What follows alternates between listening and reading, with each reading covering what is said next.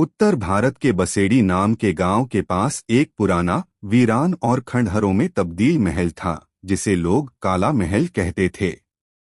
कहते हैं रात के वक्त वहां अजीब चीखें सुनाई देती थीं, और जो गया कभी लौटकर नहीं आया। गर्मी की छुट्टियों में 4 दोस्त राहुल, आरव, नीरा और साक्षी बसेड़ी आए। गांव वालों से उन्हें काले महल की भयानक कहानियां सुनने को मिली। राहुल सबसे बहादुर था, बोला कल हम वहां जाएंगे। अगली शाम सब टॉर्च और कैमरा लेकर महल पहुंचे। अंदर कदम रखते ही माहौल ठंडा और भारी हो गया। दीवारों पर खून जैसे काले धब्बे थे। अचानक साक्षी को किसी अदृश्य हाथ का एहसास हुआ। और तभी नीरा ने एक पुराना दर्पण देखा। जैसे ही उसने उसमें झांका, उसकी आंखें सफेद हो गईं, और वो चीख पड़ी, वो आ रहा है।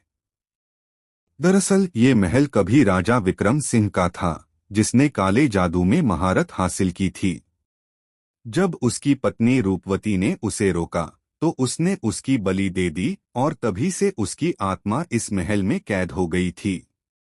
अब नीरा उसके कब्जे में थी। राहुल और आरव गांव के एक तांत्रिक बाबा को लेकर आए। बाबा ने कहा कि आत्मा को उसी दर्पण में बंद किया जा सकता है। फिर शुरू हुई मंत्रों की लड़ाई। अंत में राहुल ने दर्पण उठाया, बाबा ने मंत्र पढ़ा, और चीखती हुई आत्मा उस दर्पण में कैद हो गई। नीरा बच गई। सबने दर्पण को गांव के मंदिर में दफना दिया। लेकिन कहते हैं, हर अमावस्या की रात महल से आज भी एक गूंज सुनाई देती है, रूपवती, मैंने तुम्हें माफ नहीं किया।